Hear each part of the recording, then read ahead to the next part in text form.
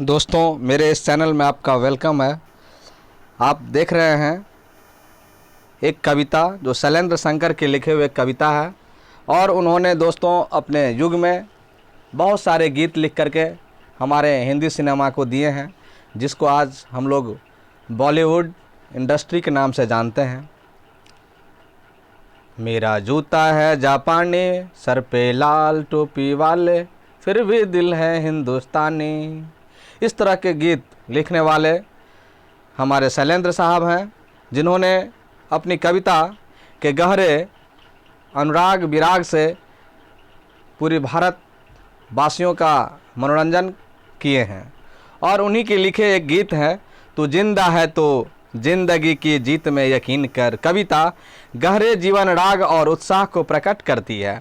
इस जीवन राग में अतीत के दुखदाई पलों को भूलकर आशा और जीत की नई दुनिया का स्वागत करने की प्रेरणा देती है। मेरे संग संग आप भी इसका गायन कीजिए। तू जिंदा है तो जिंदगी की जीत में यकीन कर, तू जिंदा है तो जिंदगी की जीत में यकीन कर। अगर कहीं है स्वर्ग तो उतार ला जमीन पर, तू जिंदा है तो जिंदगी की जीत में यकीन कर। अगर कहीं है स्वर्ग तो उतार ला जमीन पर। ये गम के 4 दिन, ये गम के और 4 दिन, सितम के और 4 दिन, ये दिन भी जाएंगे गुजर गुजर गए 1000 दिन। ये गम के और 4 दिन, सितम के और 4 दिन, ये दिन भी जाएंगे गुजर गुजर गए 1000 दिन। कभी तो होगी इस चमन पे बहार की नज़र, कभी तो होगी इस चमन पे बहार की नज़र। अगर कहीं है स्वर्ग तो उतार ला जमीन पर।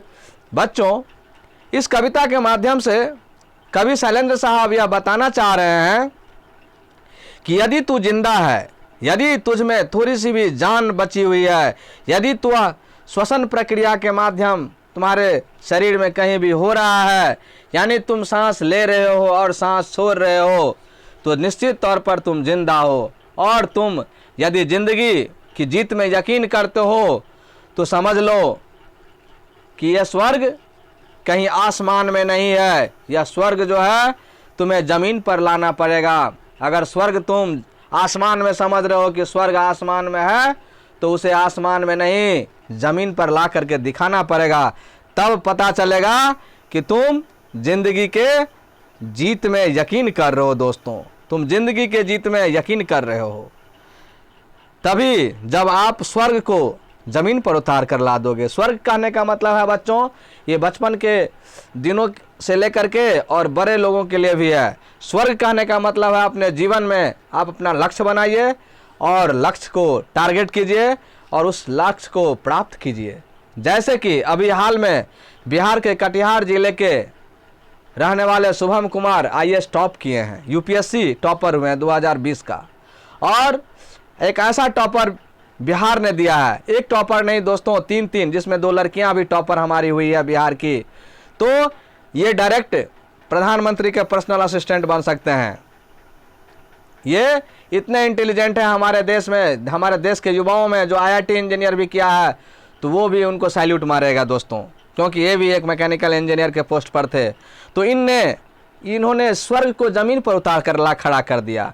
यानी कि उन्होंने अपनी काबिलियत से, अपनी एजुकेशन सिस्टम से, अपने हुनर से पढ़ करके और पूरे दुनिया को ही नहीं पूरे भारत को गौरव की बात बता दी, गौरव जताया अपने बच्चों के बीच में, अपने दोस्तों के बीच में, अपने दोस्त युवाओं के बीच में, पढ़ने वाले युवाओं के बीच में उन्होंने एक अलग तरह का प्रेरणा जोश से भर दिया। क्या कि स्वर्ग ज़मीन पर उतार कर दिखा दिया। यही स्वर्ग है दोस्तों मेरी नज़र में। वैसे तो हर कवि का, हर लेखक का अपनी अपनी सोच होती है, मेरे नज़र में यही एक स्वर्ग है जिसको ज़मीन पर इन्होंने उतार लिया। आज वो अपने पैतृक गांव पहुंचता है तो पता चलता है कि उनके पैतृक गांव पहुंचते ही एमएलए, विधायक, मंत्री सब उनके स्वागत में खड़े हैं। यानी कि हमारा देश का बच्चा, हमारे राज्य का बच्चा, हमारे गांव का बच्चा एक ऐसा बच्चा है जो इतने बड़े मेधावी छात्र है, पूरे ऑल ओवर इंडिया में टॉप करता है। तो यही स्वर्ग है दोस्तों।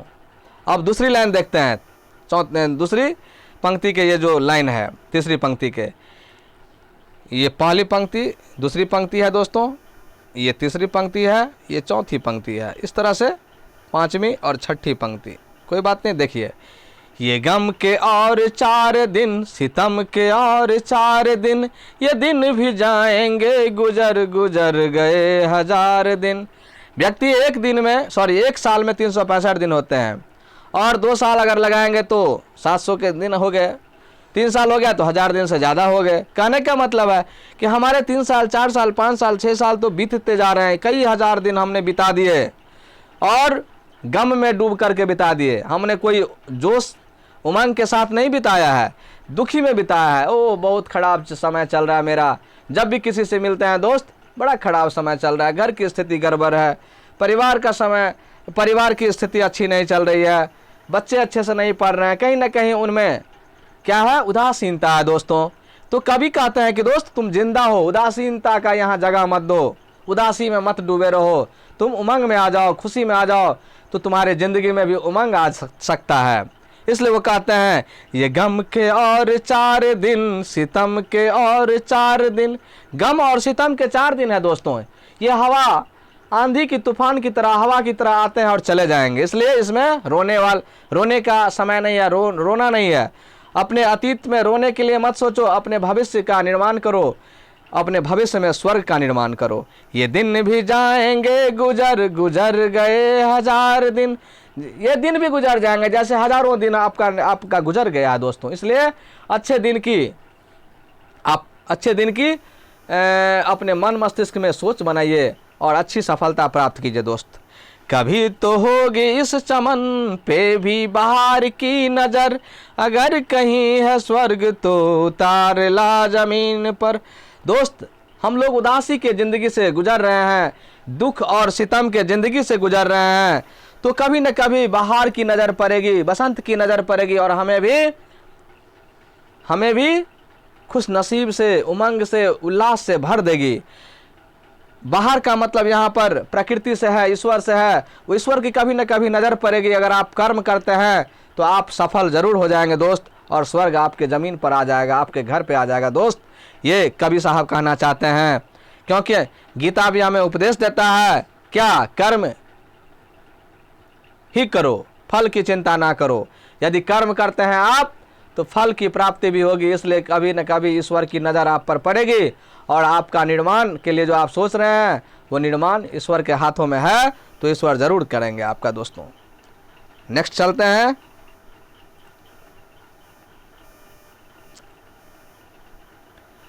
सुबह और शाम के रंगे हुए गगन को चूम कर, सुबह और शाम के रंगे हुए गगन को चूम कर, तो सुन जमीन गा रही है कब से झूम झूम कर, तो सुन जमीन गा रही है कब से झूम झूम कर। दोस्तों, सुबह और शाम के रंगे हुए गगन को चूम कर, तो सुन जमीन गा रही है कब से झूम झूम कर। तू देख दोस्त, उदासी में मत रह, सूरज को देख, सूर्योदय को देख, सुबह में सूर्य भगवान को देख। जब सूरज उदय होते रहता है तो कितना ही सुंदर मौसम होता है, सूरज की लालिमा खिल उठती है, सौंदर्य खिल उठता है आसमान का, और उस गगन को धरती चूम रही है। ऐसा देखो पूरब की ओर तो महसूस होगा, और धरती गा रही है, गुनगुना रही है, ऐसा लगेगा प्रकृति का सौंदर्य देखने में। यानी प्रकृति भी उल्लास और उमंग में है, कहाँ उदास है वो। शाम में अस्त होता है, उदासी का समय है अस्त, तो आप अस्त होते हुए सूरज को देखिए, वो भी गगन में सिंदूरी वर्ण पूरे आसमान में छितराए हुए रहती है, प्रकीर्णन करके रहती है दोस्तों, और बड़ा ही सुंदरी वर्ण, बड़ा ही मनमोहक लगता है। प्रेमियों के लिए बड़ा ही प्रेमी प्रसंग बन जाता है, कवियों के लिए बड़ा ही कविता का प्रसंग बन जाता है दोस्तों। इसलिए, और धरती वो से चूम करके देखिए गुनगुना रही है, झूम रही है, मगन हो रही है। तो आप भी मगन रहिए, उल्लास में रहिए दोस्तों। तू आ मेरा श्रृंगार कर। कवि इस कविता के माध्यम से क्या कर रहे हैं देखिए दोस्तों। तू आ मेरा श्रृंगार कर, तू आ मुझे हसीन कर, अगर कहीं है स्वर्ग तो उतार ला जमीन पर। ये कक्षा 8 का है बच्चों, हिंदी के लय से। तू आ मेरा श्रृंगार कर, तू आ मुझे हसीन कर, अगर कहीं है स्वर्ग तो उतार ला जमीन पर। तू जिंदा है तो जिंदगी की जीत में यकीन कर, तू आ मेरा श्रृंगार कर, तू आ मुझे हसीन कर। कवि कहते हैं, भारत माँ, धरती माँ कह रही है इस तरह से कि तू आ मेरा श्रृंगार कर। ये स्नो पाउडर की बात नहीं है, सिंदूर की बात नहीं है, ये कान में झुमका नाक में नथिया वाली बात नहीं है दोस्तों, ये सुंदर सुंदर कपड़े वाली बात नहीं है। तू आ मेरा श्रृंगार कर। भारत माँ से आप लीजिए, भारत माँ कहती है अपने बच्चों को कि तू आ मेरा श्रृंगार कर, तू आ मुझे हसीन कर। कब मैं हसीन हो सकती हूँ? भारत माता कहती है अपने बच्चों से तू मेरा श्रृंगार कर। कब श्रृंगार हो सकता है?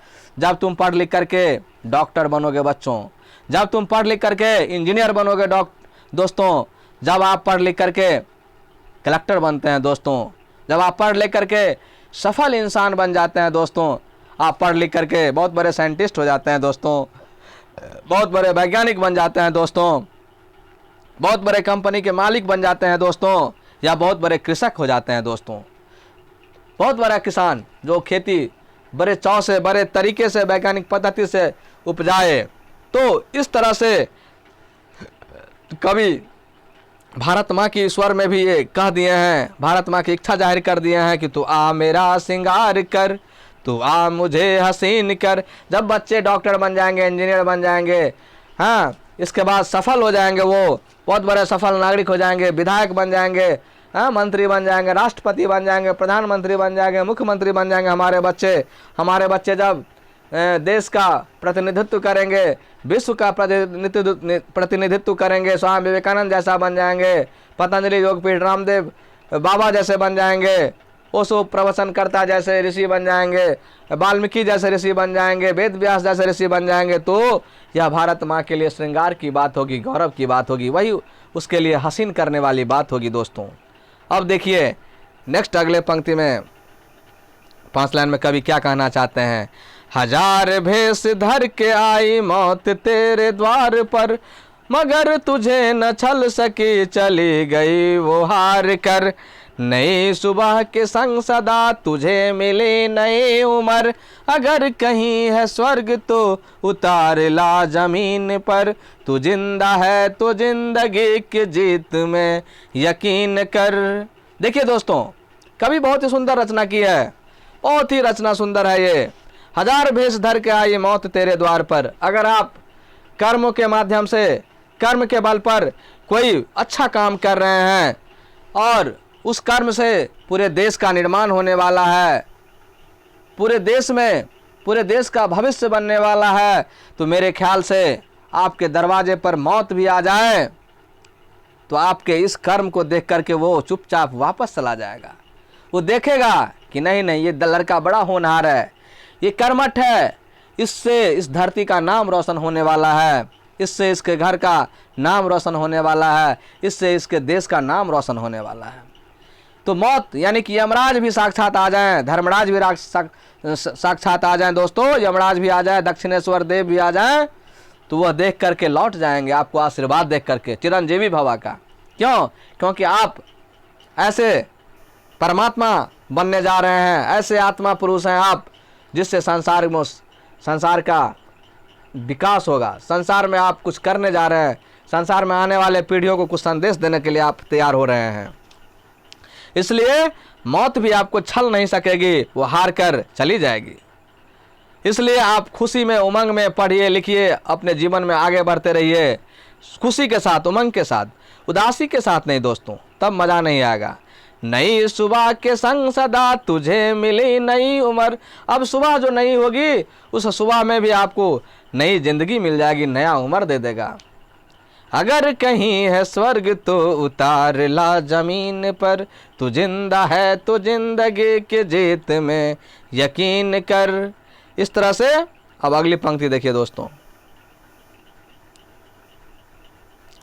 बड़ा ही सुंदर चित्रण किया है कवि, हमारे कवि साहब ने।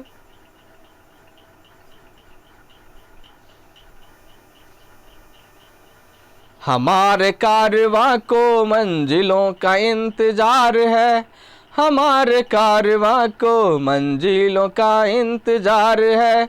ये आंधियों ये बिजलियों की पीठ पर सवार है, तू आ कदम मिला के चल, चलेंगे एक साथ हम। अगर कहीं है स्वर्ग तो उतार ला जमीन पर, तू जिंदा है तो जिंदगी की जीत में यकीन कर। हमारे कारवां को मंजिलों का इंतजार है। दोस्तों और बच्चों, हमारे कारवां को मंजिलों का इंतजार है। आप इस तरह से डगर पर चले हैं, आप अकेले हैं पर आपके साथ एक कारवां चल रहा है। कारवां का मतलब होता है 4, 5, 10, 25, 40, 50, 100 लोगों का हुजूम। दोस्तों तो आपके साथ भी आपका हुजूम चल रहा है। विद्यार्थियों के जीवन में क्या चल रहा है? उसका परिश्रम। एक दोस्त हो गया, उसका परिश्रम हो गया, उसकी विनम्रता हो गई दूसरी दोस्त, उसकी ईमानदारी हो गई तीसरी दोस्त, इस तरह से उसका चरित्र हो गया चौथा दोस्त, वो समय पर रूटीनबद्ध तरीके से पढ़ता है पांचवा दोस्त हो गया, विद्यालय में अनुशासित रहता है दोस्तों छठा दोस्त हो गया। इस तरह से बहुत सारे दोस्त को गिनाने लगेंगे तो बहुत सारा फ्रेंड इसका मिल जाएगा। तो ये बच्चों का कारवां हो गया है जो निकल पड़ा है मेहनत करके, किताब को समय समय पर पढ़ करके, शिक्षकों से ज्ञान अर्जित करके, और ये कारवां पर निकल गया है मंजिल प्राप्त करने के लिए। तो मंजिल उसे प्राप्त करनी ही चाहिए, मंजिल उसका इंतजार कर रहा है। दोस्तों ये आंधियों ये बिजलियों की पीठ पर सवार है। आंधी बिजली कुछ भी आपके पीठ पर सवार भी हो जाए, आपका पीछा करे, फिर भी कुछ नहीं कर पाएगा, आपका कुछ भी डिगा नहीं पाएगा, बाल भी बांका नहीं कर पाएगा, क्योंकि मंजिल कह रहा है कि मैं इंतजार कर रहा हूँ। आओ दोस्त, आओ बच्चे, तू आ कदम मिला के चल, चलेंगे एक के साथ हम। मंजिल आपका इंतजार कर रहा है कि आओ मुझे प्राप्त करो, मैं तुम्हारा इंतजार कर रहा हूँ। तुम्हें डॉक्टर बनना है तो आओ, मुझे प्राप्त करो। तुम्हें इंजीनियर बनना है तो आओ, मैं खड़ा हूँ, मुझे प्राप्त करो। तुम्हें कलेक्टर बनना है तो आओ, मुझे प्राप्त करो। तुम्हें बीडीओ बनना है, एसडीओ बनना है, प्रधानमंत्री बनना है, राष्ट्रपति बनना है, सब चीज़ के लिए मैं खड़ा हूँ। आओ बच्चे मेरे पास आओ, पढ़ करके वहाँ तक पहुँचो, तुम्हें ज़रूर मिलेगा वो सब मंजिल। इसलिए बिजली से आंधी से मत डरो, ठीक है। अब नेक्स्ट पंक्ति में देखिए कवि कितने सुंदर लाइन लिखे हैं। जमी के पेट में पली अगन पले हैं जल जले, टिके न टिक सकेंगे भूख रोग के स्वराज ये। मुसीबतों के सर कुचल चलेंगे एक साथ हम, एक साथ हम। अगर कहीं है स्वर्ग तो उतार ला जमीन पर, तू जिंदा है तो जिंदगी की जीत में यकीन कर। जमी के पेट में पली अगन पले हैं जल जले। जमीन धरती, आप देखते हैं दोस्त कभी गर्मी के मौसम में सुखाड़ आ जाता है और उसे आग लग जाती है धरती महारानी को, जमीन फट जाता है, दरारें फट पड़ जाती है और लगता है कि आग निकल रहा है, जमीन गर्म हो जाता है पूरा, कोई फसल उसमें नहीं होती है, कुछ नहीं फसल उसमें उपजाएगा, सभी लोग भूख से तड़प रहे होते हैं।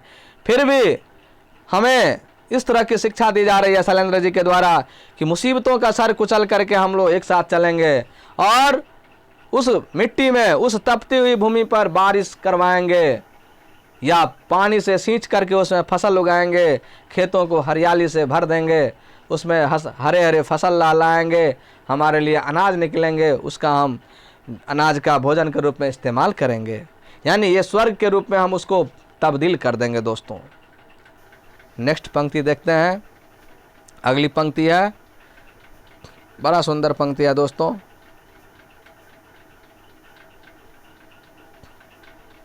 देखिए, बुरी है आग पेट की, बुरे हैं दिल के दाग ये, न दब सकेंगे एक दिन बनेंगे इंकलाब ये। गिरेंगे जुल्म के महल बनेंगे फिर नवीन घर, अगर कहीं है स्वर्ग तो उतार ला जमीन पर, तू जिंदा है तो जिंदगी की जीत में यकीन कर। दोस्तों इस कविता को सस्वर पाठ करना है, क्लास में भी वर्ग में भी, इसलिए करना चाहिए। आप प्रैक्टिस कीजिए। हर बच्चे एक कवि है, एक गीतकार है, एक गीत रचना करने वाला है, एक गायक है, इसलिए कहिए। एक टीचर भी हो सकता है वो बच्चा, डॉक्टर कलेक्टर सब कुछ है वो। अपने आप को कम ना आके बच्चों, अपने आप को कम आंकिएगा तो प्रॉब्लम हो जाएगा, इसलिए तैयारी कीजिए। बुरी है आग पेट की, बुरे हैं दिल के दाग। ये पेट की जो आग होती है बहुत बुरी होती है, इसलिए हम लोग पेट भरने के लिए जी जान से कुछ भी करने के लिए तैयार होते हैं। हाँ, खेत में सूखे हुए खेत को लहलहा देंगे बारिश करा करके या पानी पटा करके, तालाब से या बोरिंग से, किसी भी तरीके से फसल लगाएंगे। और हमारे किसान दोस्त, हमारे किसान मित्र ऐसा करते हैं, तभी जाकर के हम एक दिन अपने थाली में खाना खाते हैं, रोटी खाते हैं, चावल खाते हैं, दाल खाते हैं, सब्जी खाते हैं। ये सारे किसान की देन है।